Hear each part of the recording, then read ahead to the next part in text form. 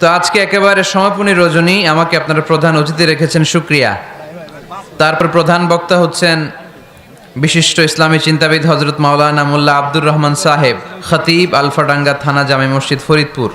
আমি শুনছিলাম চমৎকার আলোচনা করেছে, মাশাআল্লাহ। আল্লাহ ওনার ইলমে আরো তারাক্কি দান করুক, আমরা পড়ি আমিন।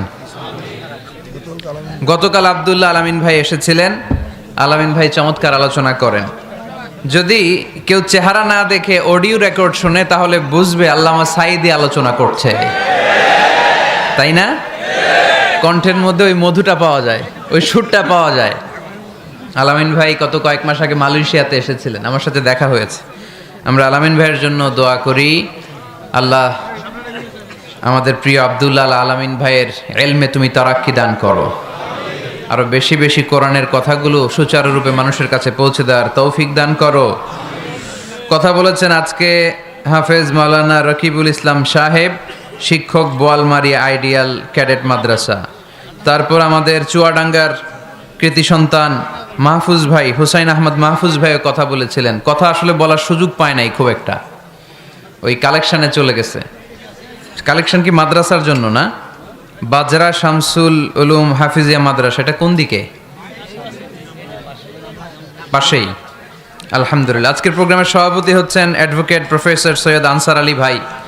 অনেক দিন ধরে যোগাযোগ করে আজকের এই প্রোগ্রামের অ্যারেঞ্জ করেছে। আমরা প্রোগ্রামের পক্ষ থেকে আনসার আলী ভাইকে আন্তরিক শুভেচ্ছা জানাই।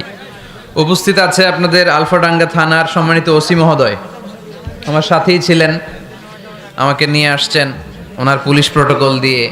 আমরা ওসি মহোদয়কে এই প্রোগ্রামের পক্ষ থেকে আন্তরিক শুভেচ্ছা এবং মোবারকবাদ জানাচ্ছি। আইম্মাতুল মাসাজিদরা এসেছেন, বিভিন্ন মসজিদের ইমাম সাহেবেরা, খতিব সাহেবেরা, মুয়াজ্জিন সাহেবেরা, আলিয়া মাদ্রাসার শিক্ষক, কামি মাদ্রাসার সম্মানিত শিক্ষকবৃন্দ, সরকারি চাকরিজীবী, প্রাইভেট চাকরিজীবী, ব্যক্তিগত ব্যবসা করছেন এরকম অনেকে এসেছেন, অনেক ছাত্র ভাইরা এসেছে, অনেক ইয়াং ছেলেপেলেরা এসেছে। আলহামদুলিল্লাহ। আমি ইয়াংদেরকে খুব পছন্দ করি আর ইয়াংদেরকে অ্যাড্রেস করে কথা বলি। ইয়াংরা হচ্ছে আগামীর বাংলাদেশ, ঠিক কি না? তোমাদের অনেক দায়িত্ব, অনেক কিছু করতে হবে তোমাকে। তোমাদের দিকে তাকিয়ে আছে বাংলাদেশ, তুমিই বাংলাদেশ, তোমাকেই খুঁজছে বাংলাদেশ, ঠিক কি না? এজন্য নিজেকে প্রতিষ্ঠিত করার জন্য প্রতিযোগিতা করতে হবে। কি করতে হবে? প্রতিযোগিতাতে নামতে হবে।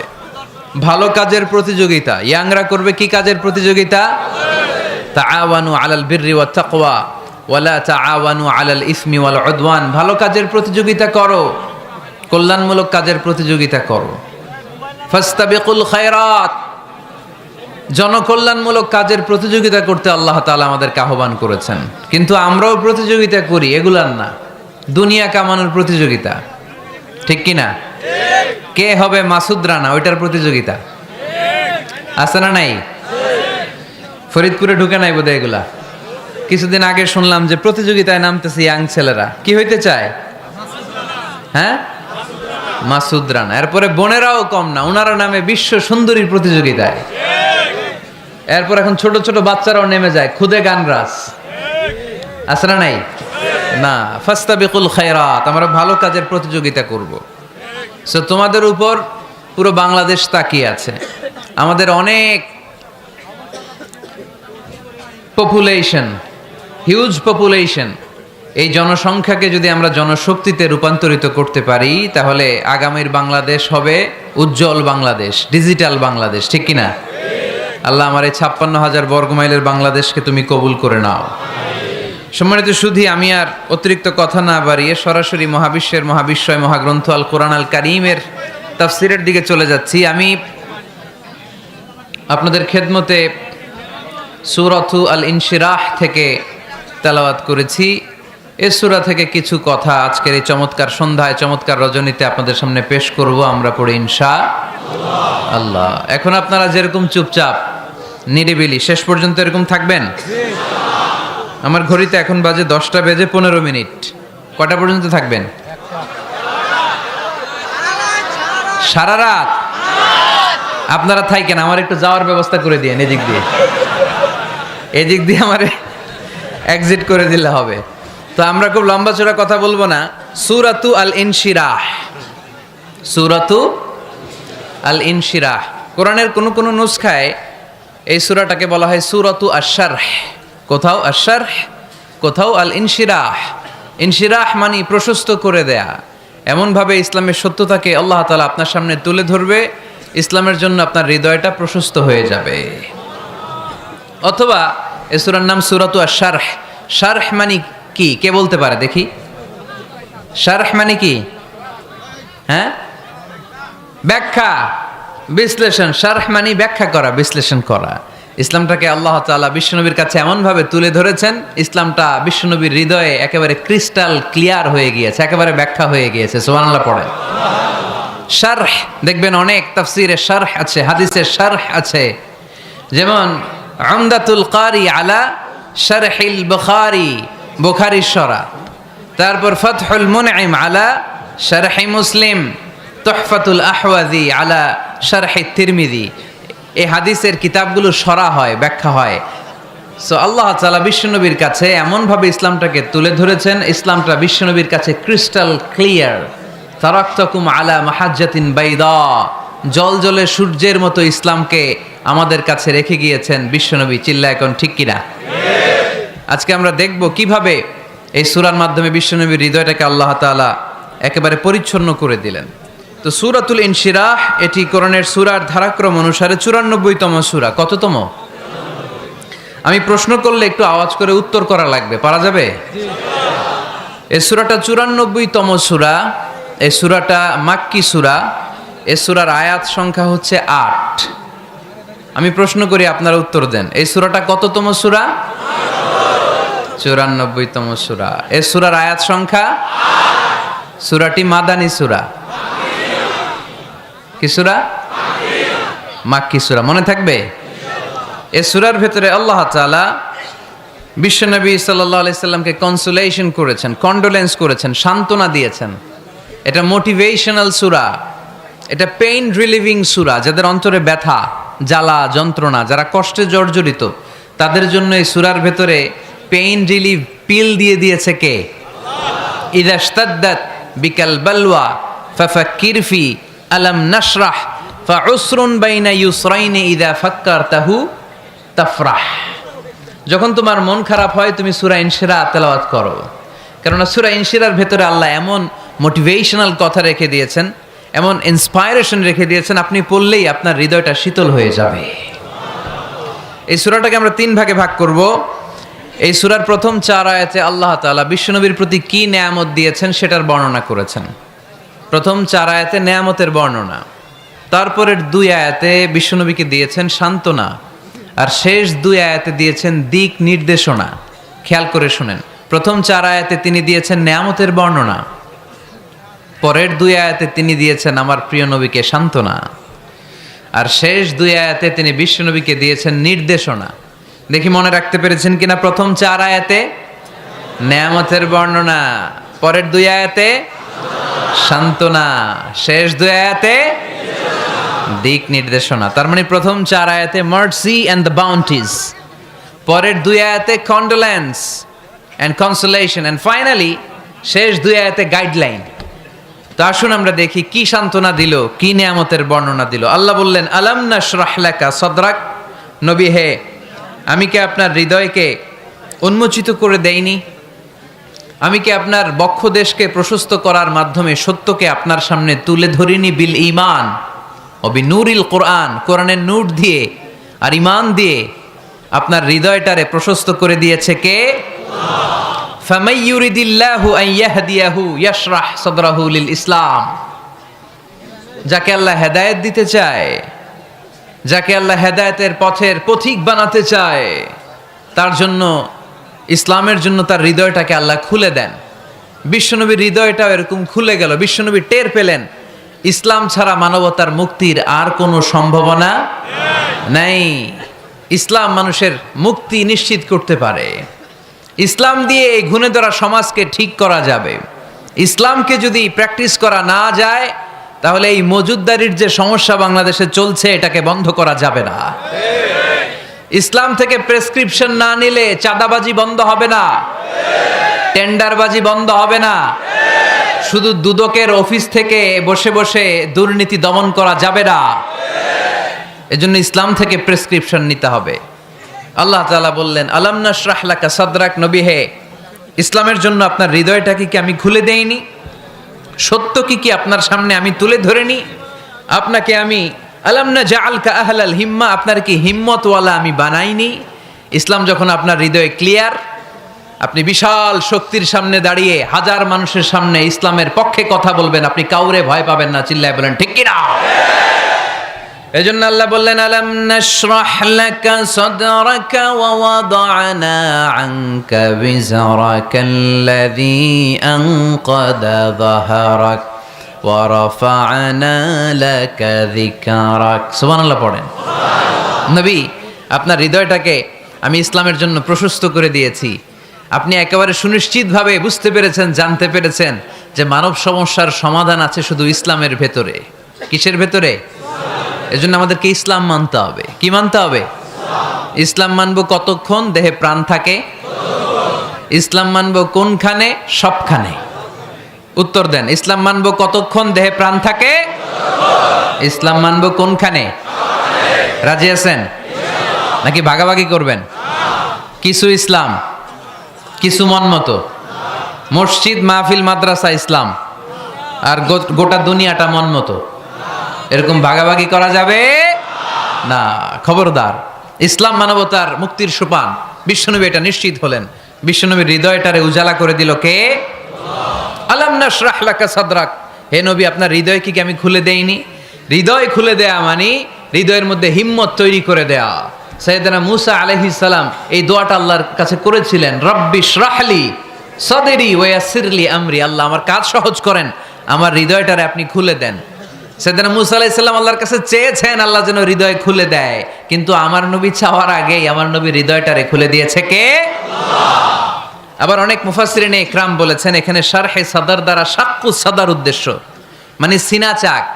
আমার নবীর জীবনে পুরো জিন্দেগিতে 3 বার সিনা চাক হয়েছিল। কয়বার? 3 বার।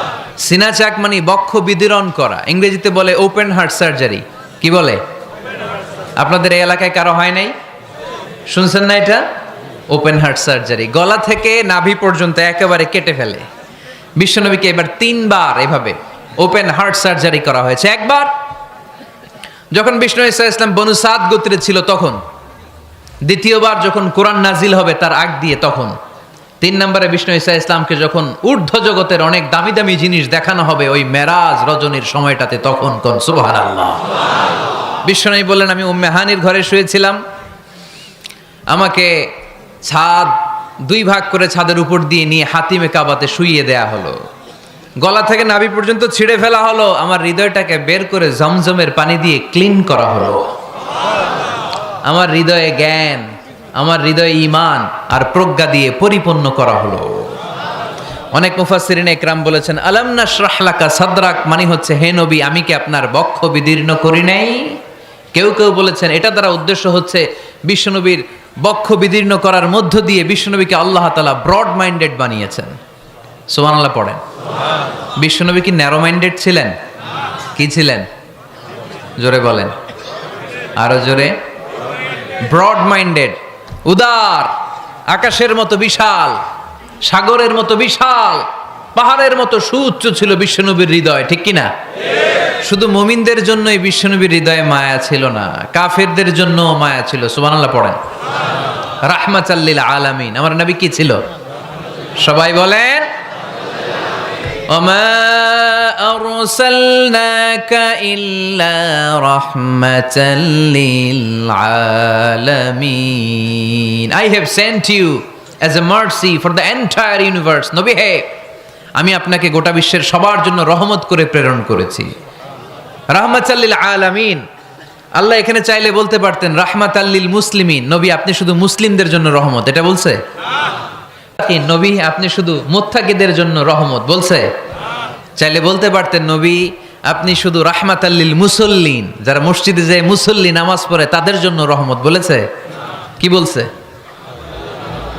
রাহমাতাল লিল আলামিন, I have sent you as a mercy for the entire universe, গোটা বিশ্বের জন্য আপনি রহমত। সুবহানাল্লাহ পড়েন। সবার জন্য রহমত, সবার জন্য হৃদয় দিল দরিয়া। এজন্য তিনি ছিলেন ব্রড মাইন্ডেড, কখনো মানুষের ক্ষতি করতে চাইতেন না। এমনকি যুদ্ধের ময়দানে যেখানে আপনি প্রতিপক্ষকে আঘাত করবেন সেখানেও বিশ্বনবী ক্ষয়ক্ষতিকে মিনিমাইজ করার ট্রাই করতেন। তিনি যখন খায়বার দুর্গে আক্রমণ করবেন তার মিলিটারিকে, বিষ্ণু ঈসা ইসলাম মিলিটারিকে 5 ভাগে ভাগ করতেন। 5 ভাগে ভাগ করতেন। কি কমান্ডার ছিলেন তিনি! এক ভাগের নাম মুকদ্দমাতুল জাইশ, ফ্রন্ট উইং। ডান দিকে একটা থাকতো মাইমানা, বায়ে একটা থাকতো মাইসারা, মাঝখানে যে ব্যাটালিয়ন থাকতো এটার নাম কালব, পেছনেরটার নাম খালফ। সুবহানাল্লাহ পড়েন। এজন্য বিশ্বনবী যখন অ্যাটাক করতেন তখন সবাই বলতো যা আল মুহাম্মদ ওয়াল খামিস, মুহাম্মদ তার 5 উইং এর ব্যাটালিয়ন নিয়ে আমাদের উপর আক্রমণ করেছে। যুদ্ধের ময়দানে তিনি ঘোষণা দিতেন, খবরদার, এই যে ইহুদিদের উপর আক্রমণ করবা, যুদ্ধ করবা, কোনো নারীদের গায়ে হাত তুলো না, শিশুর গায়ে হাত তুলো না, বৃদ্ধ বৃদ্ধার গায়ে হাত তুলো না, খ্রিস্টান পাদ্রী বাবা যারা আছে, ফাদার অফ ক্রিশ্চিয়ান, পাদ্রীদের গায়ে হাত তুলো না, যুদ্ধ করতে যে গবাদি পশু মেরো না, গাছপালাগুলো ভেঙো না। সুবহানাল্লাহ কইতে মনে চায় না? গেছে যুদ্ধ করতে, গেছে কি, কিন্তু ক্ষয়ক্ষতি মিনিমাইজ করার জন্য কি চেষ্টা করতেন! কি রহমতের নবী! সবাইকে সম্মান করতেন, সবাইকে মানুষ হিসেবে দেখতেন। আমরা ভাগ করে ফেলি, আমরা দেখা মাত্রই যদি দেখি মাথায় টুপি আর দাড়ি, তখনই ভাবা শুরু করি এটা কার মুরিদ? কি সরসিনার মুরিদ, না চরমনায়ের মুরিদ, না আটরশির মুরিদ, না অমুক জায়গার মুরিদ? অথবা আমরা বলতে শুরু করি এ কি জামাত করে, না খেলাফত মজলিস করে, না ইসলামী আন্দোলন করে, না তাবলীগ করে? ভাগাভাগি আছে না নাই? কিন্তু আমরা তাকে মানুষ হিসেবে দেখি না। আগে দেখতে হবে মানুষ। আপনার চোখ দিয়ে যা দেখবেন এগুলো মানুষ, এগুলো সবাই মানুষ। বিশ্বনবী মানুষ হিসেবে সবাইকে ট্রিট করতেন। সাহাবাদেরকে নিয়ে বিশ্বনবী বসে আছেন, একটা লাশ নিয়ে যাওয়া হচ্ছে, লাশ দেখে বিশ্বনবী দাঁড়িয়ে গেলেন। সাহাবারা বললেন, ইয়া রাসূলুল্লাহ, আপনি দাঁড়ালেন যে? ইন্নাহু ইয়াহুদি, এটা ইহুদির লাশ। ইন্নাহু ইয়াহুদি, এটা তো ইহুদির লাশ, বসেন, দাঁড়ালেন যে? বিশ্বনবী বললেন, আওয়ালাইসাত নাফসান, এটা কি মানুষ না? সুবহানাল্লাহ পড়বেন না? আওয়ালাইসাত নাফসান, হোক না ইহুদি, হোক না খ্রিস্টান, হোক না আস্তিক আর নাস্তিক, এটা কি মানুষ নয়? সে মানুষ। সবার উপরে মানুষ সত্য, তাহার উপরে নাই। মাখলুকাতের মধ্যে সবচাইতে বেশি শ্রেষ্ঠতম হচ্ছে মানুষ। বিশ্বনবী সবাইকে মানুষ হিসেবে ট্রিট করতেন। এজন্য বিশ্বনবী হচ্ছেন সবচেয়ে বেশি ব্রড মাইন্ডেড, মানে খোলা মনের, বড় মনের, দিল দরিয়া, ন্যারো মাইন্ডেড ছিলেন না। আমরা ন্যারো মাইন্ডেড, আমরা অল্পতে ঝগড়া বাঁধিয়ে দেই, আমরা অল্পতে অন্যকে গালমন্দ করি, আমরা অল্পতে ভাগাভাগি করি। ভাগাভাগি করবেন না, সহজ করে ইসলামকে উপস্থাপন করুন। আর দিন ও ইউসরুন লা উসরা ফি। আমার প্রিয় ফরিদপুরের ভাইয়েরা, দিন সহজ, এটার মধ্যে কাঠিন্যতা নাই। আমরা এটারে কঠিন বানাইছি। আমি প্রায় বিভিন্ন মাহফিলে বলি যে আল্লাহ ছাড় দেয় কিন্তু মাওলানা ছাড় দেয় না। আছে না নাই? আল্লাহ ঠিকই ছেড়ে দিয়েছে, মৌলবী ছাড় দেয় না। বিশ্বনবী সাহাবাদেরকে নিয়ে বসা, এক বেদুইন এসে মসজিদের ভিতরে উট ঢুকাই দিছে, মসজিদে নববীতে, আর মসজিদের মাঝখানে বসে পেশাব করা শুরু করে দিচ্ছে। আপনাদের এখানে ফরিদপুরের সবচেয়ে বড় মসজিদ কোনটা? কি নাম? এই কেন্দ্রীয় জামে মসজিদের ভিতরে যদি এক হিন্দু ঢুকে পেশাব শুরু করে কি করবেন? হ্যাঁ, ওই কয় কোবায়ালামু। তো আবেগে ওরে পিটানো শুরু করবে সবাই। সাহাবারাও তাই শুরু করলেন, মারতে উদ্ধত হলেন। বিষ্ণু বললেন, এই রাখো রাখো, ওরে পেশাব করতে দাও, পেশাব করতে দাও। এর কারণ কেউ যখন ইউরিন পাস করে, স্টুল পাস করে, তখন এটা তাকে ধীরে সুস্থে করতে দিতে হয়। এজন্য টয়লেটে কেউ ঢুকলে জোরে বাড়ি দিবেন না, চাইলে খবর আছে, কাশি দিবেন, যে একটু কাশি দিবেন এরকম, হ্যাঁ, তো এরকম কাশি দিবেন। অথবা পায়চারি করবেন। যদি পায়চারি করেন তাহলে সে বুঝবে সামওয়ান ইজ ওয়েটিং আউটসাইড, সামনে একজন ওয়েটিং করতেছে বাইরে, আমাকে বেরোতে হবে। কিন্তু আপনি যদি ওরা ডাক দেন, কুদ্দুস রে, কুদ্দুস কইবা আমি নাই, কারণ এটা ভয়ঙ্কর একটা বিষয়। আপনি যখন ইউরিন পাস করছেন খুব স্মুথলি করতে হয়, তখন ডাক দিলে পেশাব আটকায় গেলে আপনার ভয়ঙ্কর রোগ হতে পারে। কি ফিলোসোফার ছিলেন, কি বড় ডাক্তার ছিলেন বিশ্বনবী মুহাম্মদ সাল্লাল্লাহু আলাইহি ওয়াসাল্লাম। বিশ্বনবী বললেন, ওরে ডেকো না, কাজ সারতে দাও। ইচ্ছা মতো বেটা পেশাব করার পরে বিশ্বনবী গেলেন, যে বললেন, তুমি যে পেশাব করেছো তুমি কি জানো এই জায়গাটা কি? বেদুইন বলে, না আমি তো জানি না এই জায়গাটা কি। বিশ্বনবী বললেন, এটা আমাদের ইবাদতগাহ। এটা আমাদের কি? ইবাদতগাহ। এখানে ঢুকে আমরা আমাদের রবরে ডাকি, আল্লাহরে ডাকি, আমরা নামাজ পড়ি, জিকির করি, তাসবিহ পড়ি, এটা আমাদের ইবাদতগাহ। কাজটা করা তোমার মোটেও ঠিক হয়নি। লোকটা অবাক হয়ে গেল, ঘটনা কি? তাদের ইবাদতগাহতে আমি পেশাব করেছি আর আমাকে জামাই আদর, আর আমাকে এত সুন্দর করে বলে যে এটা ইবাদতগাহ। আমাদের ইবাদতগাহের ভিতরে যদি কেউ এরকম করতো, ওরে তো একেবারে সাইজ করে ফেলতাম। সে অবাক হয়ে গেল। সে জিজ্ঞেস করলো, হু আর ইউ? কে আপনি? বিশ্বনবী বললেন, না মুহাম্মদ সাল্লাল্লাহু, আমি শান্তির ধর্ম ইসলামের প্রেরণার বাণীবাহক। আমি লা ইলাহা ইল্লাল্লাহ মুহাম্মাদুর রাসূলুল্লাহ এই বাণী দিয়ে গোটা বিশ্বে বিপ্লব তৈরি করতে এসেছি। বেদুইন বলল, আমাকেও আপনার বিপ্লবে শরীক করে নেন।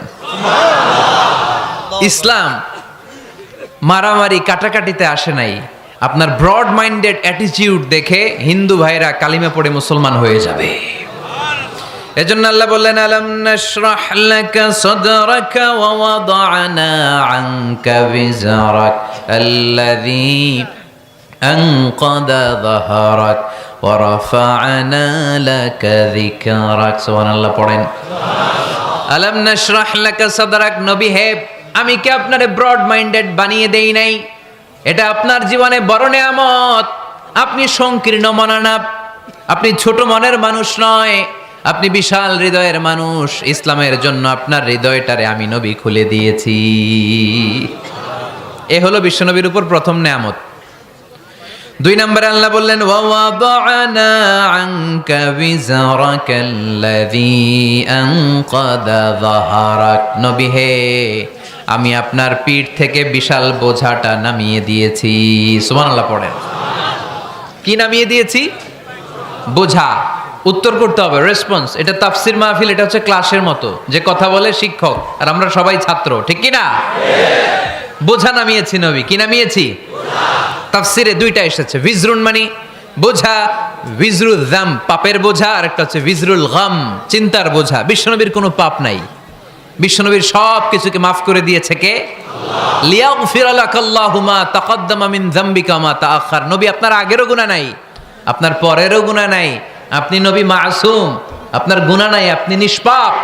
নবীদের গুনাহ হয় না। আহলুস সুন্নাহ ওয়াল জামাআতের আকীদা হচ্ছে নবীরা মাসুম, নবীদের জীবনে কোনো গুনাহ হয় না। চিৎকার করে বলেন ঠিক কি না? ও নবী, ওয়া ওয়াদা'না আনকা বিজরাক, আপনার এই বোঝা আমি নামিয়ে দিয়েছি। বিশ্বনবী ভাবতেন 40 বছর বয়সে আমি নবী হলাম, তার আগে যা করলাম আল্লাহ এটা কি করবে? আল্লাহ বলে, নবী আপনার আগের গুনাহ, পরের গুনাহ, গুনাহ বলতে কিছুই নাই, সবই মাফ, সব মাফ। তারপরেও আমার নবী বলতেন, আল্লাহে লা আস্তাগফিরুল্লাহ ওয়া আতুবু ফিল ইয়াউম আকসার মিন 70 মাররা। আমি এমন নবী যার কোনো গুনাহই নাই, আগের গুনাহও নাই, পরের গুনাহও নাই, তারপরেও আমি নবী প্রতিদিন 70 বারেরও বেশি তওবা আর ইস্তেগফার পড়ি। আমাদের জন্য শিক্ষা। তাহলে আল্লাহ বললেন, ওয়া ওয়াদা'না আনকা বিজরাক, পাপের বোঝা আমি নামিয়ে দিলাম। বিশ্বনবীর কোনো পাপ নাই, পাপ মুক্ত। তাফসিরে 2 নম্বরে এসেছে বিজরুল গাম, চিন্তার বোঝা। বিশ্বনবী সব সময় আমাদেরকে নিয়ে চিন্তা করতেন। কাকে নিয়ে চিন্তা? কথা বলেন। আমাদেরও চিন্তা আছে না নাই? কিসের চিন্তা? হ্যাঁ, টাকার চিন্তা। ফরিদপুরের ভাইদের টাকার চিন্তা। আর কিসের চিন্তা আপনাদের? হ্যাঁ, উম্মতের চিন্তা। মাশাআল্লাহ, এই ভাই উম্মতকে নিয়ে ভাবে। আপনাদের আর কার কি নিয়ে চিন্তা বলেন? পেটের চিন্তা। এদিকে পাওয়া গেছে পেটের চিন্তা, এদিকে বউয়ের চিন্তা,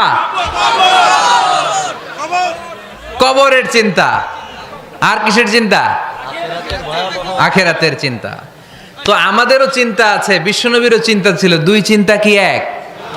বিশ্বনবীর কাঁধে তো পুরা উম্মার জিম্মাদারি। কিয়ামত পর্যন্ত যারা পৃথিবীতে আসবে সবার জন্য বিশ্বনবী কাঁদতেন। এই আওয়াজ করে কে? এদিকে কি হয়েছে? ওরে বসায় দেন। বিশ্বনবীর গোটা উম্মাহ নিয়ে চিন্তা। সব নবীকে আল্লাহ তাআলা একটা করে দোয়া দিয়েছিলেন আর বলেছিলেন, নবী একটা স্পেশাল দোয়া করার সুযোগ তোমাদেরকে দিলাম, ওই দোয়া করলেই কবুল হয়ে যাবে। কিন্তু সুযোগ পাবা জীবনে কয়বার? সবাই বলেন কয়বার? সব নবী কয়টা করে পাইছে? সব নবী তাদের দোয়াগুলো দুনিয়াতেই করে ফেলেছে। বিশ্বনবী বলেন লিকুল্লি নবিয়্যিন দাওয়া মুস্তাজাবা, এ দুনিয়াতে সব নবীদের একটা করে মুস্তাজাবুদ দাওয়া আছে। আল্লাহ বলেছে ও নবী একটা করে স্পেশাল দোয়া করার সুযোগ পাবা, দোয়াটা করা মাত্রই কবুল করে নেব। বিশ্বনবী বললেন এই পৃথিবীর বুকে যত নবী রাসূল দুনিয়ায় এসেছে সব নবীরা তাদের স্পেশাল দোয়া দুনিয়ায় করে ফেলেছে, ইল্লা আনা, কিন্তু আমি করি নাই। বিশ্বনবী বললেন ওয়া ইন্নী আখতাবিউ দাওয়াতি শাফাআতান লি উম্মতি ইয়াউমাল কিয়ামাহ, আমি আমার স্পেশাল দোয়াটা করি নাই। আমার স্পেশাল দোয়াটা আমি আমার গুনাহগার উম্মতকে বাঁচানোর জন্য কিয়ামত পর্যন্ত রেখে দিয়েছি। আমরা যেদিন বিপদে পড়ে যাব, যেদিন আমার আব্বা আমারে চিনবে না, আমি আমার আব্বারে চিনব না, নেতা তার কর্মীরে চিনবে না, কর্মী নেতারে চিনবে না, ঠিক কিনা? পীর সাহেব মুরিদরে চিনবে না, মুরিদ পীর সাহেবরে চিনবে না, স্বামী তার স্ত্রীরে চিনবে না, স্ত্রী তার স্বামীরে চিনবে না। নবী থেকে শুরু করে, অলি থেকে শুরু করে, শহীদ থেকে শুরু করে সবার মুখে একটাই জিকির, ইয়া নাফসি ইয়া নাফসি ইয়া নাফসি। আকাশের সূর্যটা যেদিন মাথার কাছে চলে আসবে, জমিনটা তামার জমিন হয়ে যাবে, সূর্যের তাপে মাথার মগজগুলো ভাতের মাড়ের মতো গলে গলে নাকের ছিদ্র কানের ছিদ্র দিয়ে টপ টপ করে বেয়ে বেয়ে নিচে পড়বে। ওই কঠিন দিনে কেউ কাউরে চিনবে না। বিষ্ণু বললেন ওই দোয়াটা আমি দুনিয়ায় করি নাই, আমি বদরের যুদ্ধে মার খেয়েছি, উহুদের যুদ্ধে দাঁত ভেঙেছি, আমি না খেয়ে পেটে পাথর বেঁধেছি। আমি যদি ওই দিন দোয়া করতাম আল্লাহ দোয়া কবুল করে নিত, জান্নাতি খাবার দিয়ে দিত, আমার মায়ের খাওয়া লাগতো না, তায়েফে আমার রক্ত ঝরতো না, দোয়া করলেই কবুল। কিন্তু ওই দোয়াটা আমি দুনিয়ায় করি নাই, ওই দোয়াটা আমার জন্য, আপনার জন্য, আমাদের জন্য বিশ্বনবী জমা রেখে দিয়েছে।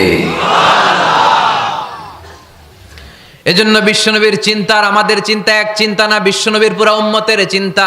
কিয়ামত পর্যন্ত যত মানুষ আসবে সবাই আমার উম্মত, না জানি তাদের নসিবে কি হয়ে যায়। এই চিন্তার বোঝা বিশ্বনবীকে কাবু করে ফেলেছিল। আল্লাহ বললেন নবী নো টেনশন, কোনো টেনশন নাই, আপনার এই চিন্তার বোঝাকে আপনার পিঠ থেকে আমি আল্লাহ নিজ দায়িত্বে সরিয়ে নিলাম। এজন্য আল্লাহ বললেন আলাম নাশরাহ লাকা সাদরাকা ওয়া ওয়াদা'না আনকা বিজরাক আল্লাযী আনকাদা যাহরাক। যেই চিন্তার বোঝা আপনাকে কষ্ট দেয়, যেই চিন্তার বোঝা আপনারে পেরেশান করে তোলে, আপনার পিঠ থেকে ওই চিন্তার বোঝা নবী আমি সরিয়ে নিলাম। কি দিয়ে সরিয়ে নিল? কোরআনের আলো দিয়ে। আওয়াজ করে বলতে হবে, কি দিয়ে? বিশ্বনবী মক্কায় দেখতেন মূর্তির পূজা হয়, আল্লাহর ঘরের ভিতরে 360টা মূর্তির পূজা। বিশ্বনবী দেখতে পেলেন দুর্বলের উপরে সবলের অত্যাচার, বিশ্বনবী দেখতে পেলেন নারীদেরকে অত্যাচার করা হয়। কন্যা সন্তান হলে বাবা তার মেয়েটাকে নিয়ে জঙ্গলের ভেতরে ঢুকে কিংবা মরুভূমির ভেতরে যে জীবিত দাফন করে দেয়। ওয়াইদাল মাউউদাতু সুইলাত ওয়াদুল বানাত। বিশ্বনবী এগুলো দেখতেন চারপাশে, দেখে এই পথহারা জাতিকে কিভাবে উদ্ধার করবেন, কি দিয়ে উদ্ধার করা যায়, এই টেনশনে বিশ্বনবীর পিঠ বাঁকা হয়ে গিয়েছিল। উপমা বাঁকা হয়ে গিয়েছিল, বিশ্বনবী সব সময় পেরেশান থাকতেন। আল্লাহ বললেন নবী টেনশনের দরকার নাই, হেরা গুহায় এমন একটা নূরের আলো দিয়ে আমি আপনারে আলোকিত করব যার মাধ্যমে সব পেরেশানি দূর হয়ে যাবে। আলাম নাশরাহ লাকা সাদরাকা ওয়া ওয়াদা'না আনকা বিজরাক আল্লাযী আনকাদা যাহরাক। আপনাকে পেরেশান বানিয়ে দেয় এরকম সব চিন্তার বোঝা আমি আল্লাহ সরিয়ে নিলাম। সুবহানাল্লাহ। দুইটা নেয়ামত শুনলাম, এবার 3 নম্বরের নেয়ামত আল্লাহ বললেন ওয়া রাফা'না লাকা যিকরাক। এই আয়াতটা মুখস্থ করতে হবে আজকে, আমার সাথে সাথে পড়েন ওয়া রাফা'না লাকা যিকরাক। সবাই বলেন নাই, পড়েন ওয়া রাফা'না লাকা যিকরাক ওয়া রাফা'না লাকা যিকরাক। নবী হে, আপনার সম্মানকে আমি আকাশচুম্বী করেছি। I have dignified your status high and high, the highest peak. আপনার মর্যাদা উঠাতে উঠাতে আকাশ বাতাস ছাপিয়ে সাত আকাশ কাঁপিয়ে আরশের উপরে নিয়ে গিয়েছি। আপনার মর্যাদা আমার পরপরই, স্রষ্টার পরে পুরো সৃষ্টিকুলের উপরে বিশ্বনবীর মর্যাদা আছে না নাই? এজন্য আল্লাহ বললেন ওয়ারাফা'না লাকা যিকরাক, ও নবী আপনার মর্যাদা সম্মান আমি আকাশচুম্বী করেছি। আপনার সুনাম সুখ্যাতি মান মর্যাদা আমি গোটা বিশ্বে ছড়াইয়া দেব। এ আয়াত যখন নাজিল হলো কাফেররা হাসতে শুরু করলো। কাফেররা বলে মোহাম্মদ বেটা বলে কি, ও জানে বাঁচবি কিনা ওইটাই তো সন্দেহ। আমরা যেই ষড়যন্ত্র পাকাচ্ছি ও জানে বাঁচবি কিনা সে এটাই সন্দেহ, তার নাম গোটা বিশ্বে ছড়াবে কি করে আমরা দেখে নেব। আল্লাহ বলেন তোরা আমার নবীর সুনাম সুখ্যাতি ছড়ানোর ব্যাপারে বাধা তৈরি করবি, তোরা আমার নবীর ব্যাপারে অপপ্রচার চালাবি, তোদের অপপ্রচারকেই আমি আমার নবীর প্রচার মাধ্যম বানিয়ে দেব। তোরা করবি অপপ্রচার।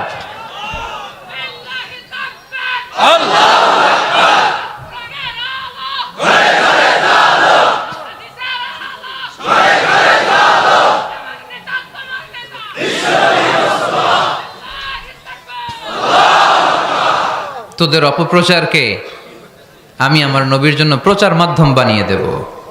এরকম অনেক সময় হয় না যে কেউ কেউ অপপ্রচার করে কারো বিরুদ্ধে, এটা তার জন্য প্রচার হয়ে যায়। কেউ অপপ্রচার চালায়, আল্লাহর মেহেরবানিতে ওইটা তার পাবলিসিটি হয়ে যায়। তার আলাদা করে প্রচার বিভাগের টিম তৈরি করা লাগে না, তার বিরোধীরাই তার প্রচার বিভাগের কাজে নেমে পড়ে। বিশ্বনবী বললেন আল্লাহ বললেন তোরা আমার নবীর সুনাম সুখ্যাতিকে থামাবি, তোদের মাধ্যমে আমি বিশ্বনবীর সুনাম সুখ্যাতি গোটা বিশ্বে বুলন্দ করে দেব। আবু জাহেল ঘোষণা দিল খবরদার, হজের মৌসুম, হাজী সাহেবরা গোটা বিশ্ব থেকে আসবে, আমার দলের কর্মীরা তোরা যেটা করবি সেটা হচ্ছে হাজীদের কাছে যে বলবি মক্কায় নতুন এক পাগল আসছে, নতুন এক জাদুকর আসছে, নাম মুহাম্মদ। নাউজুবিল্লাহ পড়বেন না? খবরদার হাজী সাহেবেরা এই পাগলের কাছে যেও না। সব হাজিরা গোটা বিশ্ব থেকে এসে মক্কার মিনা প্রান্তরে তাঁবুর ভিতরে ঢুকেছে, আর আবু জাহেলের টিম মেম্বাররা সব তাঁবুর ভিতরে উকি মাইরা কয় খবরদার নতুন পাগল আইছে। সবাই কয় নাম কি? কয় মুহাম্মদ। নতুন পাগল এসেছে, নাম মুহাম্মদ। নতুন জাদুকর এসেছে, তার নাম মুহাম্মদ। খবরদার তার কাছে যেও না, তার কথা শোনো না, শুনলে তোমরাও পাগল হয়ে যাবা, তোমরাও পাগল হয়ে যাবা। সে এত বড় জাদুকর, মুহাম্মদ সাল্লাল্লাহু আলাইহি ওয়াসাল্লাম এত বড় জাদুকর, তার জাদু দেখলে তার কথা শুনলে হাজবেন্ড ওয়াইফের মধ্যে সম্পর্ক বিচ্ছিন্ন হয়ে যায়। সে এত বড় জাদুকর, তার কথা শুনলে বাবা আর ছেলের সম্পর্ক ছিন্ন হয়ে যায়। সে এত বড় জাদুকর, তার কথা শুনলে বন্ধু বন্ধু আলাদা হয়ে যায়। খবরদার হাজী সাহেবরা, তোমরা হজ করতে এসেছো করো, জমজমের পানি খাও আর খেজুর নিয়ে যাবা বাড়িতে, কিন্তু মুহাম্মদ সাল্লাল্লাহু আলাইহি ওয়াসাল্লামের কাছে যাওয়া যাবে না।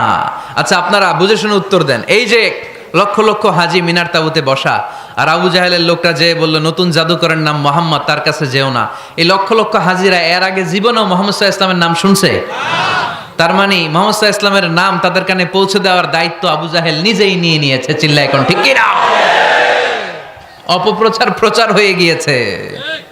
আর সবাই মনে মনে ভাবে কয় কি এত বড় জাদুকর, হজ করি আর না করি এর না দেখা যাওয়া যাবে না। হজ তাড়াতাড়ি কোন রকম সাইরা এই জাদুকরের কাছে আগে যাব, দেখি কেমন জাদু দেখায়, দেখি কত বড় ম্যাজিশিয়ান, দেখি তো কত বড় পাগলের। কারণ আল ইনসানু হারিসুন আলা মা মুনিআ, মানুষকে যেটা নিষেধ করা হয় বেশি মানুষ এটা করতে চায়। যদি বলি ওদিকে যাবি না, ওর বাপের কিরা ওদিকে যাবে, ও ঠিক কি না?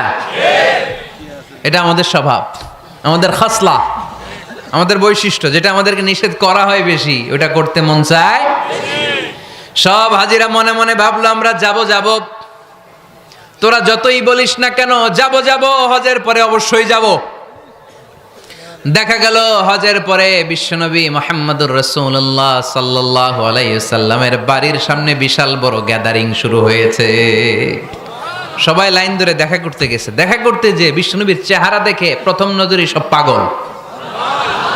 চাঁদের চেয়ে সুন্দর তুমি নবী আমার কামলিওয়ালা, চাঁদের চেয়ে সুন্দর তুমি নবী আমার কামলিওয়ালা, দু জাহানের বাদশাহ তুমি প্যারা নবী সাল্লে আলা, দু জাহানের বাদশাহ তুমি প্যারা নবী সাল্লে আলা, চাঁদের চেয়ে সুন্দর তুমি নবী আমার কমলিওয়ালা।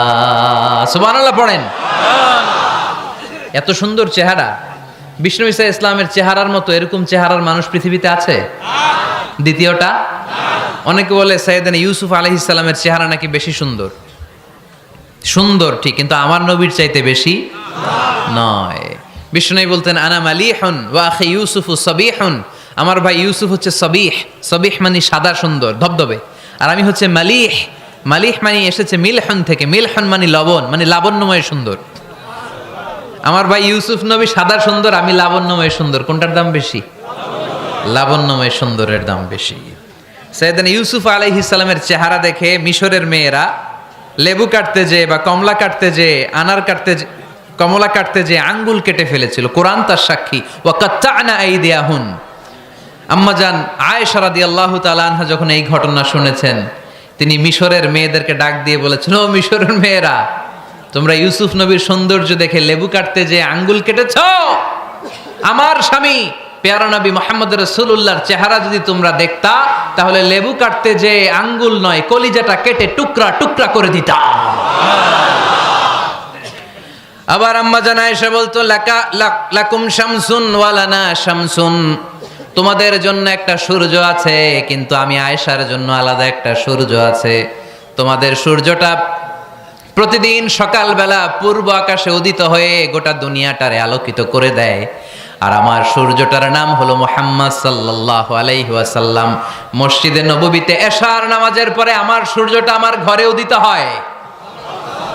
তোমাদের সূর্য সকালবেলা পূর্ব আকাশে উঠে গোটা দুনিয়াটারে আলোকিত করে, আমার সূর্য মুহাম্মদ এশার নামাজের পরে আমার ঘরের ভেতরে যখন উকি দেয়, আমার পুরো ঘরটারে আলোকিত করে দেয় কে?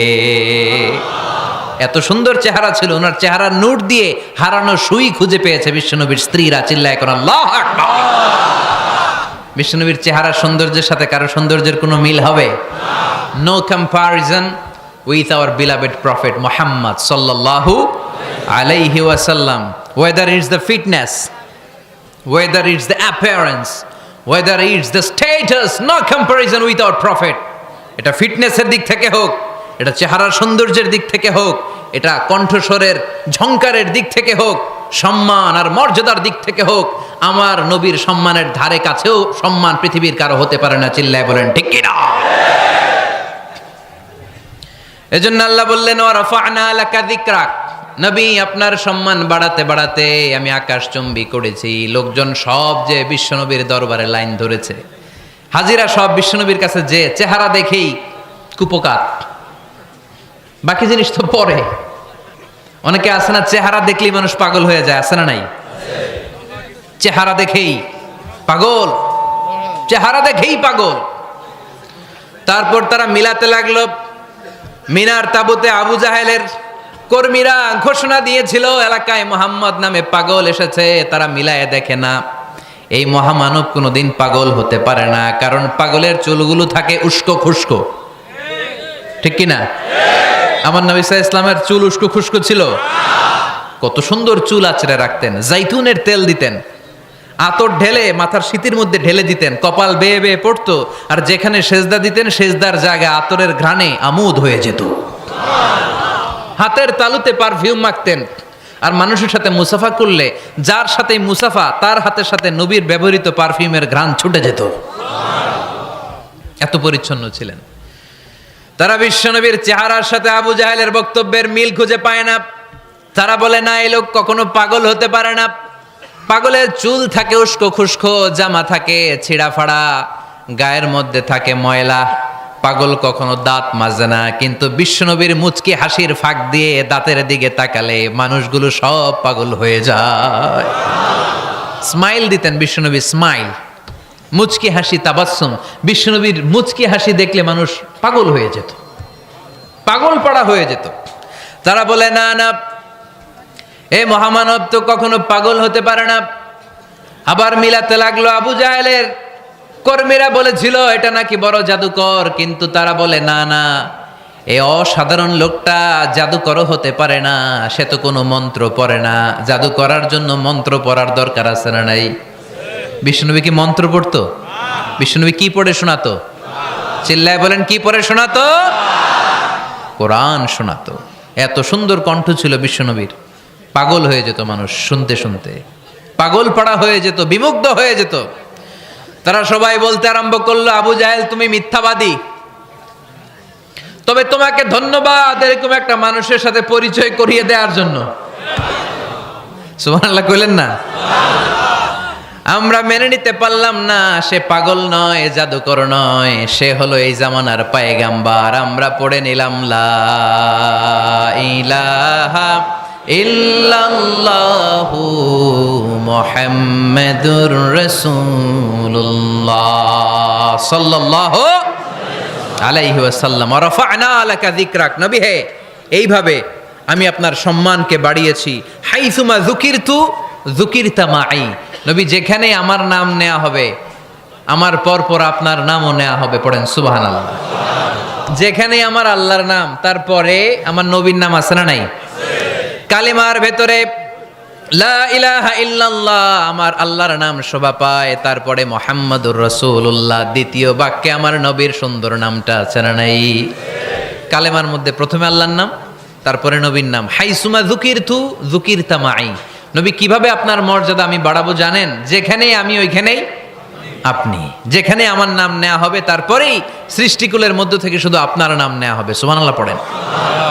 আপনার উম্মতেরা গোটা বিশ্বে সালাত আদায়ের জন্য আজান দিবে, আজানের প্রথম 4 বাক্যে আমি আল্লাহর বড়ত্ব আল্লাহু আকবার, তারপরের 2 বাক্যে আমি ছাড়া কোনো ইলাহা নাই এটার সাক্ষ্য দেয়া হবে, তারপরের 2 বাক্যে সবাই সাক্ষ্য দিতে বাধ্য আপনি ছাড়া দুনিয়ায় আর কোনো শেষ রাসূল নাই।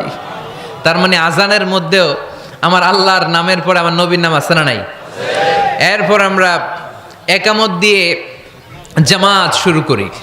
এই জামাতের আগে যে একামতটা দেই, এই একামতেও আল্লাহর নামের পরে আমার নবীর নামটা আছে না নাই? আল্লাহু আকবার, আল্লাহু আকবার,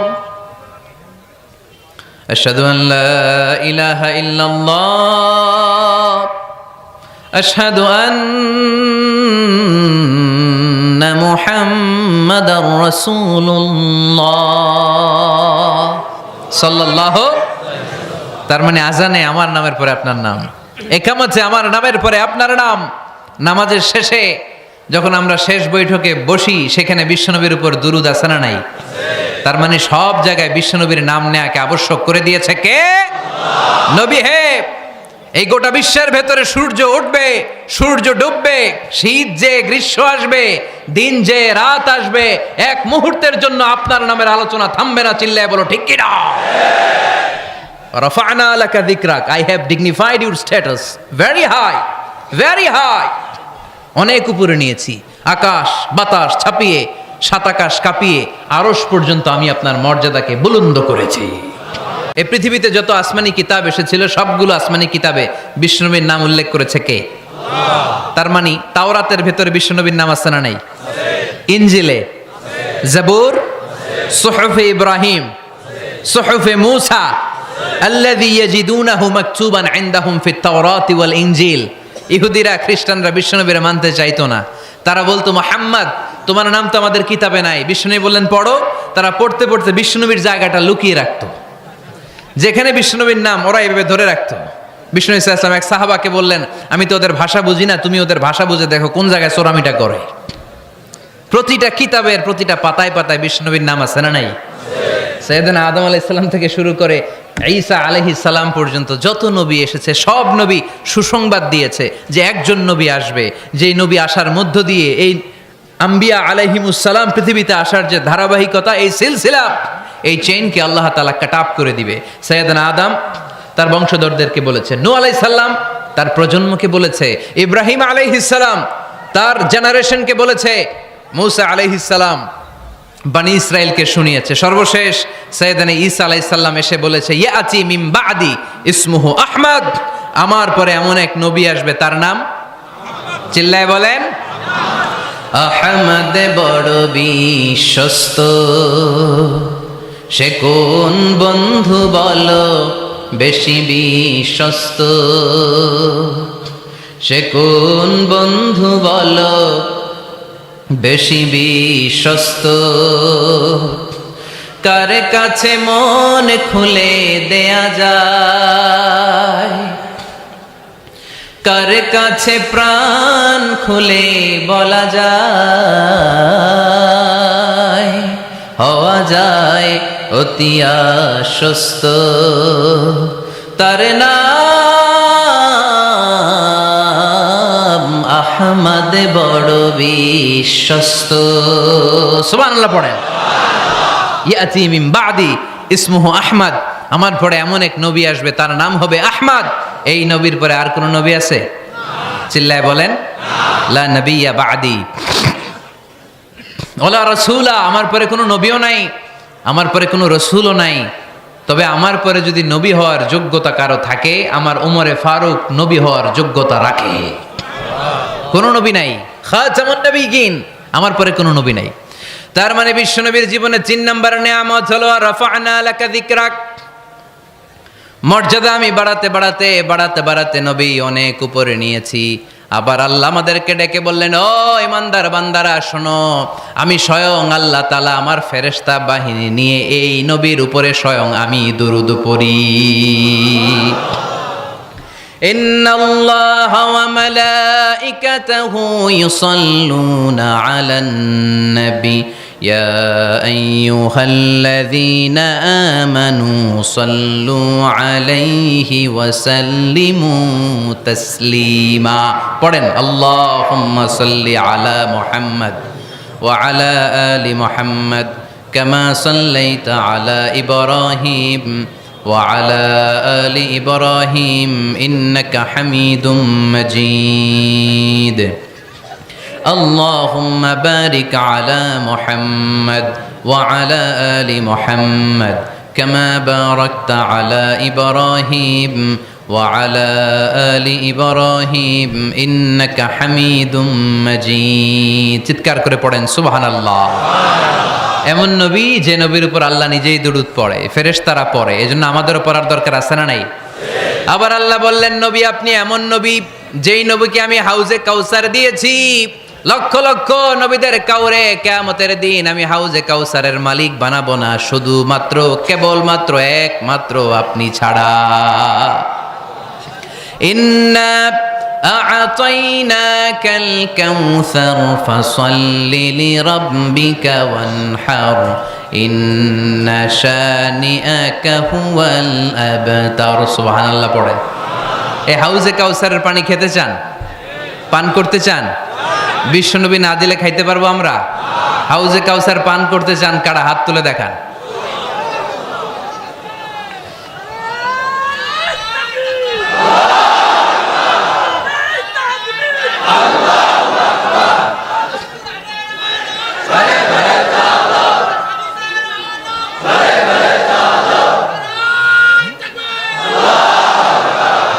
আহলা মিনাল আসাল, হাউজে কাউসারের পানি মধুর চেয়েও মিষ্টি।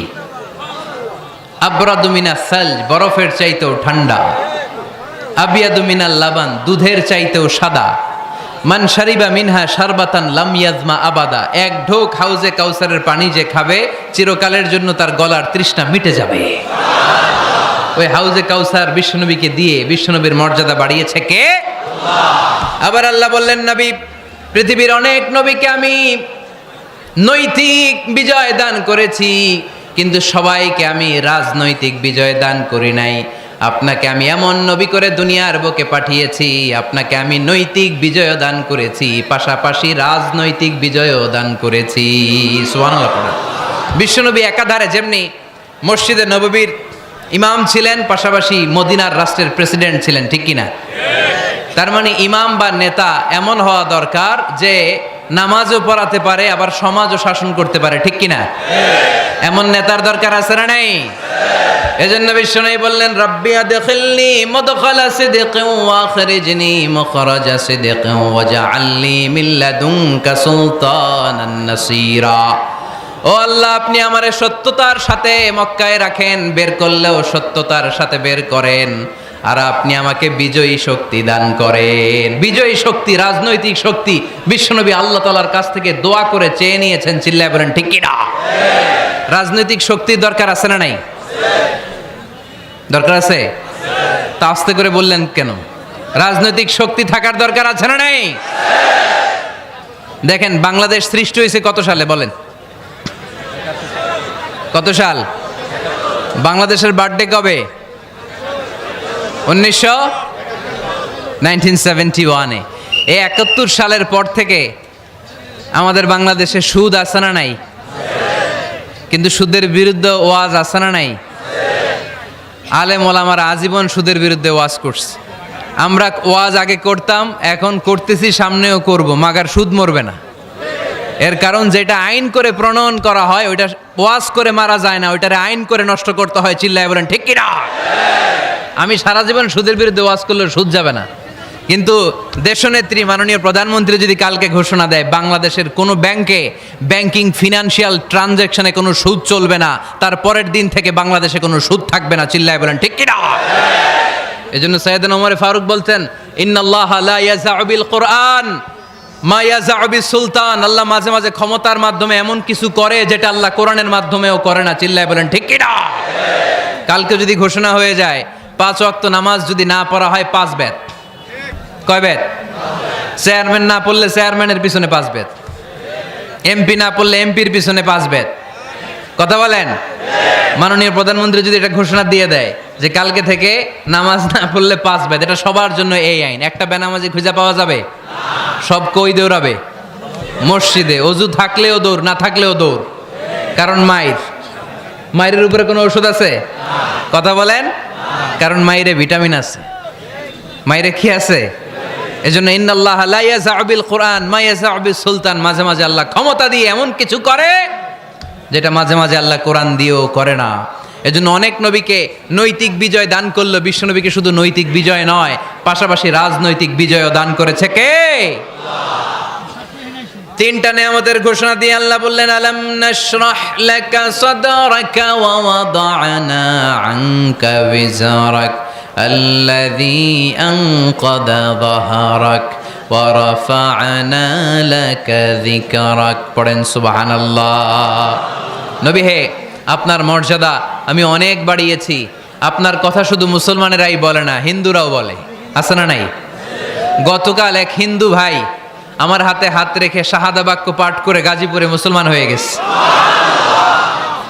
বিশ্বনবীর কথাগুলো যখন তারা শোনে, তারা নিজেদেরকে ধরে রাখতে পারে না। আপনারা মহাত্মা গান্ধীর নাম শুনেছেন? তিনি ভারতের অবিসংবাদিত নেতা। বিশ্বনবীর ব্যাপারে কমেন্ট করেছেন যে এরকম নেতা পৃথিবীতে আর দ্বিতীয়টা কখনো হবে না। মহাত্মা গান্ধী কি মুসলমান না হিন্দু? গোটা বিশ্বের খ্রিস্টানরা বিশ্বনবীকে নিয়ে এখন মাতোয়ারা। মাইকেল এইচ হার্ট, খ্রিস্টান, একটা বই লিখে গোটা বিশ্ব কাঁপিয়েছেন, দি 100 ranking of the most influential people and person in the world. পৃথিবী কাঁপানো 100 জন মনীষীর জীবনী নিয়ে একটা বই তিনি করেছেন। এই 100 জন মনীষীর জীবনীর মধ্যে যাকে নাম্বার 1 তিনি করেছেন, তিনি হচ্ছেন আমার নবী, আপনার নবী, পেয়ারা নবী, বিশ্বনবী মুহাম্মদুর রাসূলুল্লাহ সাল্লাল্লাহু আলাইহি ওয়াসাল্লামের। মাইকেল এইচ হার্ট কি মুসলমান? সে একজন খ্রিস্টান। তার মানে ওয়া রাফা'না লাকা যিকরাক, বিশ্বনবীর সম্মান শুধু আমাদের মুখ দিয়ে প্রচারিত হয় না, ইহুদি, খ্রিস্টান, বৌদ্ধদের মাধ্যমেও বিশ্বনবীর সম্মানকে বাড়িয়ে দিচ্ছে কে? I have studied him, the wonderful man, in my opinion far from being antichrist and he must be called the savior of humanity. খ্রিস্টানরা বলছে আমরা এই মুহাম্মাদের জীবনী গবেষণা করে পড়েছি, তাকে খ্রিস্টান বিরোধী বলা তো দূরের কথা, তাকে মানবতার ত্রাণকর্তা বলতে হবে। তিনি গোটা বিশ্বের জন্য সুপারম্যান হয়ে পৃথিবীতে এসেছে। As a father, as a teacher, as a lawgiver, as a lawmaker, Muhammad is the superman of the world. স্বামী হিসেবে, পিতা হিসেবে, নেতা হিসেবে, নবী হিসেবে মুহাম্মদ ইসলাম সাধারণ কোনো মানুষ নয়, তিনি গোটা বিশ্বের জন্য সুপারম্যান হয়ে পৃথিবীতে আগমন করেছে। ওয়া রাফা'না লাকা যিকরাক। নবী দুশ্চিন্তা করবেন না, টেনশন করবেন না, আমি আপনার সম্মানকে বাড়িয়ে দেব। এই তিনটা নেয়ামতের বর্ণনা সূরা ইনশিরাহের ভিতরে বর্ণনা করলেন কে? এরপরে রাব্বুল আলামিন বিশ্বনবীকে নেয়ামতের বর্ণনার ঘটনা শুনিয়ে বিশ্বনবীকে সান্ত্বনা বাণী শোনাচ্ছেন আর পড়ছেন, ফা ইন্না মাআল উসরি ইউসরান, ইন্না মাআল উসরি ইউসরা। নবী গো নিশ্চয়ই কষ্টের পরে আছে আনন্দ, দুঃখের পরেই আছে সুখ। সুবহানাল্লাহ। কষ্টের পরে আনন্দ, দুঃখের পরে the struggle is impermanent in our life. দুঃখ কষ্ট এটা আমাদের জীবনে পার্মানেন্ট না, এটা সাময়িক। আচ্ছা আওয়াজ করে উত্তর দেন তো, এক বছরে কয়দিন আপনাদের ফরিদপুরে? কয়দিন? 365 দিন। গত 365 দিনে না খেয়েছিলেন কয়দিন? 20 দিন, 30 দিন। তার মানে অল্প কিছুদিন না খেয়েছিলাম, সারা বছরই খেয়েছিলাম, ঠিক কিনা?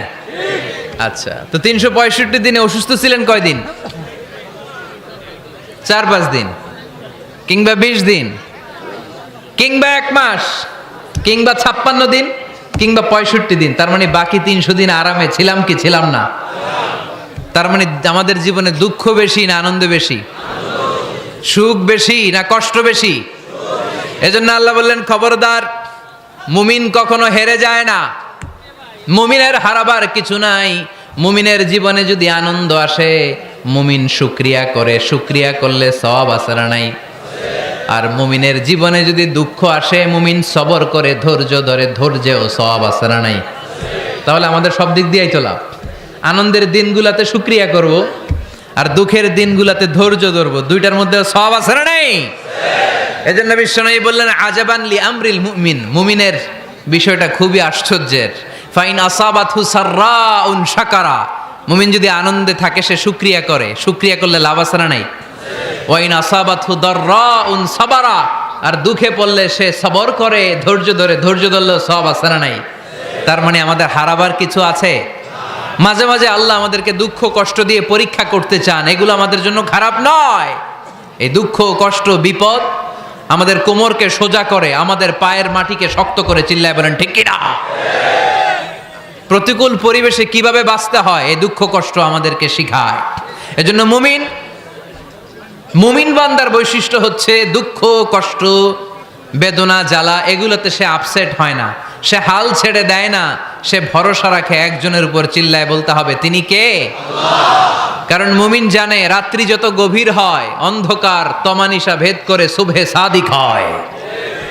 মুমিন জানে গর্ভবতী নারীর পেটের ব্যথা যেই দিন বাড়তে থাকে, ওই দিনই নতুন মেহমান আগমনের সময় ঘনাতে থাকে। মুমিন জানে তার জীবনে দুঃখ কষ্ট বিপদ যত বাড়তে থাকে, সুখের দিন কাছে আসতে থাকে। এজন্য মুমিনের হারাবার কিছু নেই। ফা ইন্না মাআল উসরি ইউসরা, ইন্না মাআল উসরি ইউসরা। নবী হে, কষ্টের পরেই আছে আনন্দ, দুঃখের পরেই আছে সুখ। আপনি সমস্যায় পড়েছেন, ওই সমস্যার সমাধানও আছে না নাই? এই পৃথিবীতে এমন কোন সমস্যা আছে যেটা সমাধান নাই? কথা বলেন। সমস্যা তৈরি করেছে কে? আবার সমাধানও দিয়েছে কে? Allah doesn't create a lock without its key. আল্লাহ কখনো চাবি না বানাইয়া ওইটার তালা বানায় নাই। কথা কন। তালাও যেহেতু আছে, ওই তালার চাবিও বানিয়েছে কে? মা আনজালাল্লাহু দাআন ইল্লা আনজালাল্লাহু লাহু শিফা। আল্লাহ দুনিয়ায় এমন কোন রোগ পাঠায় নাই যেই রোগের ঔষধ বানায় নাই, এমন কোন রোগ নাজিল করে নাই যেই রোগের কোনো চিকিৎসা বানায় নাই, হয়তো সেটা আবিষ্কার হয় নাই। অনেকে ক্যান্সারের কথা বলতে পারেন যে হুজুর ক্যান্সার এমন রোগ, এই ক্যান্সার তার নাই কোনো অ্যান্সার, কিন্তু বিজ্ঞানীরা বলতেছে এটারও অ্যান্সার আবিষ্কৃত হচ্ছে। সুবহানাল্লাহ কইবেন না? কিছু কিছু ক্ষেত্রে হয়েও গিয়েছে। এজন্য দুঃখের পরেই আছে সুখ, কষ্টের পরেই আছে আনন্দ। এই দুনিয়াটাই এরকম, কষ্টের পরই আনন্দ। দেখবেন তারাবির নামাজ 20 রাকাত পড়তে কষ্ট লাগে না? কোমরে ব্যথা, হাঁটুতে ব্যথা, কিন্তু 20টা রাকাত যখন শেষ করে মসজিদ থেকে বের হই, একটা আনন্দ আছে না নাই? কষ্ট করে পরীক্ষার জন্য প্রিপারেশন নিলেন আপনি কয়েক মাস, কিন্তু ফলাফল যখন ভালো হয় তখন একটা আনন্দ আছে না নাই? সারাদিন রোজা রাখলেন রমজানে, কি কষ্ট, তৃষ্ণায় গলা ফেটে যায়, কিন্তু ইফতারির সময় যখন রুহাবজা শরবতটা খাই কেমন লাগে? একটা আনন্দ আছে না নাই? এজন্য আল্লাহ বললেন فإن مع العسر يسرا إن مع العسر يسرا। ও নবী, কষ্টের দিন মক্কায় অল্প কিছু দিন, মদিনাতে আনন্দের দিন অপেক্ষা করছে। আমাদের জীবনে যদি দুঃখ কষ্ট আসে, আমরা ধৈর্য ধরবো, তাওয়াক্কুল করবো একজনের উপর, তিনি কে? আল্লাহ। কারণ আমরা বিশ্বাস করি কষ্টের দিন এটা চিরকালের জন্য নয়, সামনে আনন্দের দিন আমাদের জন্য সেট করে রেখেছে কে? তাহলে আমরা সূরাতুল ইনশিরাহ থেকে 3টা নেয়ামতের বর্ণনা শুনলাম, বিশ্বনবীকে কি সান্ত্বনা দেয়া হলো সেটা শুনলাম। এবার 2টা গাইডলাইন শুনে তাফসীর আমরা শেষ করব। শুনতেছেন? কষ্ট হচ্ছে? তো উঠা বসা করতেছেন কেন? উঠলেন কারা কারা? শেষ করে দিব? দোয়া করে দেই। কি গাইডলাইন দিলেন শুনবেন? কে কে শুনবেন না হাত তোলেন।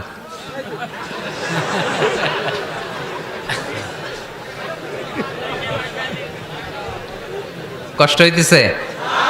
গরম লাগতেছে না?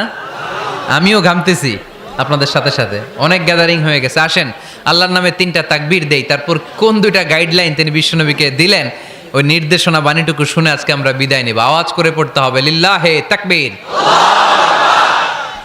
লিল্লাহে তাকবীর, লিল্লাহে তাকবীর।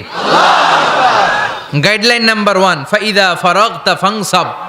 নবী আপনি যখন অবসর হন আপনি ইবাদতে মশগুল হন। ফানসাব ফিল ইবাদা, তাফসীর ইবনে কাসিরে এসেছে আপনি ইবাদতে মশগুল হন যখন আপনি অবসর পান। অবসর আল্লাহর দেয়া বড় নেয়ামত, এটা বিশ্বাস করেন? অবসর কিন্তু নেয়ামত। আমরা অনেকেই অবসর সময়কে কাজে লাগাই না, কিন্তু অবসর চলে যাওয়ার পরে যখন ব্যস্ত হয়ে পড়ি তখন বলি হায় রে অবসরটা যদি কাজে লাগাইতাম। পরীক্ষার পরে 3 মাস ছুটি ছিল, এই 3 মাস অবসরে যদি পড়তাম তাইলে তো আজকে ভার্সিটিতে চান্স পেয়ে যেতাম, ঠিক কি না? এজন্য বিশ্বনবীর আল্লাহ বললেন নবী ফাইদা ফারাগতা ফানসাব ওয়া ইলা রাব্বিকা ফারগাব। মাদানী জীবনে, মাক্কি জীবনে, দাওয়াতি কার্যক্রমের পরে, রাষ্ট্রীয় কার্যক্রমের পরে যখনই আপনি অবসর পাবেন তখনই আপনি ইবাদত করেন, তখনই বেশি বেশি আল্লাহর কাছে দোয়া করে। দোয়াটা খুব শক্তিশালী, কিন্তু আমরা অনেকে জানি না কি করে দোয়া করতে হয়। সিনসিয়ার দোয়া ইজ লাইক এ মিসাইল। আপনারা প্রায় পত্রিকায় শুনবেন আমেরিকা অমুক দেশে মিসাইল হামলা করেছে, শুনছেন? মিসাইল হামলা এমন হামলা কত সেন্টিমিটার বেগে যে কোন জায়গায় অ্যাটাক করবে, যেখানে মারার কথা ওখানে পড়বে। ঠিক দোয়াটা হচ্ছে মিসাইলের মতো। আপনি যদি দোয়ার মতো দোয়া করতে জানেন ওই দোয়াটাও জায়গা মতো যে ভেদ করবে। চিল্লা এখন ঠিক কিনা? কিন্তু আমরা দোয়া করতে জানি না, কি করে দোয়া করতে হয় এটা জানি না। বিশ্বনবীকে আল্লাহ বললেন নবী ফাইদা ফারাগতা ফানসাব, যখন আপনি অবসর হবেন তখন আপনি দোয়া করেন, আল্লাহর কাছে চান। বেশি বেশি চাইলে খুশি হয় কে? তার মানে প্রথম ঘোষণা হলো ফাইদা ফারাগতা ফানসাব। প্রথম নির্দেশনা হলো নবী যখনই আপনি অবসর পাবেন ইবাদত করবেন এবং দোয়া করবেন, বেশি বেশি আল্লাহর কাছে চাইবেন। 2 নাম্বার দিক নির্দেশনা হলো ওয়া ইলা রাব্বিকা ফারগাব, সব সময় আপনি আপনার আল্লাহর দিকে মনোনিবেশ করবেন। বিপদে পড়লে ডাকবো কারে? আমাদের অসুস্থতাকে সুস্থতায় পরিণত করে দিতে পারে কে? চাকরির জন্য পাগল পারা, চাকরি নাই, চাকরির ব্যবস্থা করে দিতে পারে কে? বিদেশে যেতে মনে চায়, পাসপোর্ট দিয়ে রেখেছি, ভিসা নাই, ভিসা লাগাই দিতে পারে কে? কিন্তু আমরা দুঃখ কষ্ট বেদনা কিছু একটা হইলেই সবার আগে আল্লাহরে শেয়ার করার আগে ফেসবুকে শেয়ার মেরে দেই। আছে না নাই? আপনাদের ফেসবুকে অ্যাকাউন্ট আছে নাকি? কার কার আছে দেখি?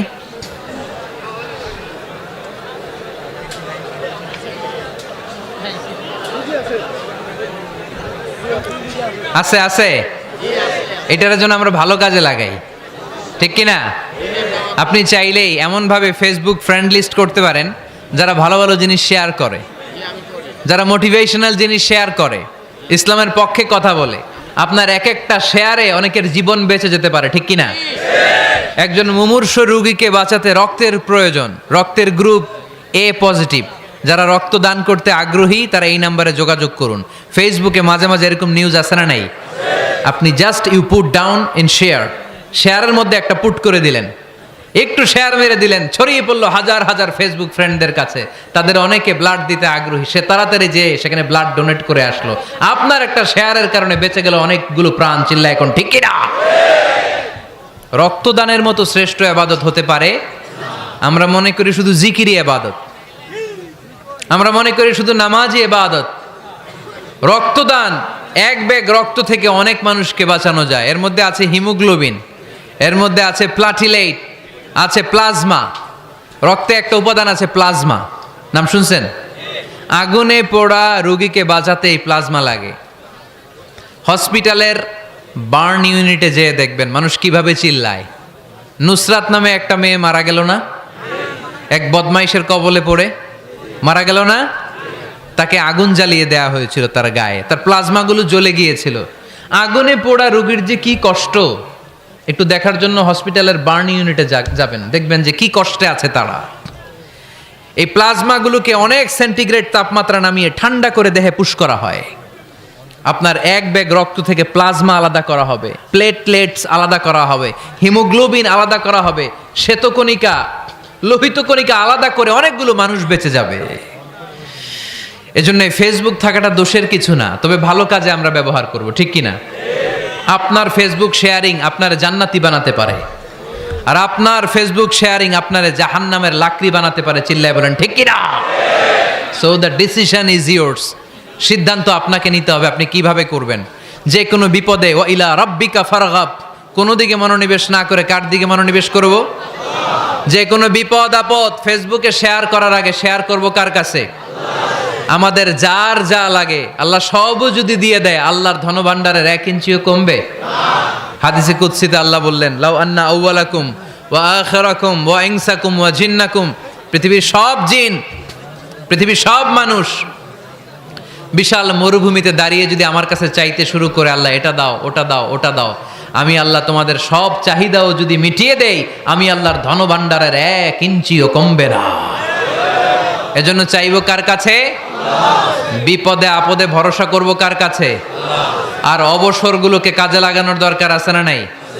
স্বাবলম্বী হওয়ার চেষ্টা করার দরকার আছে না নাই?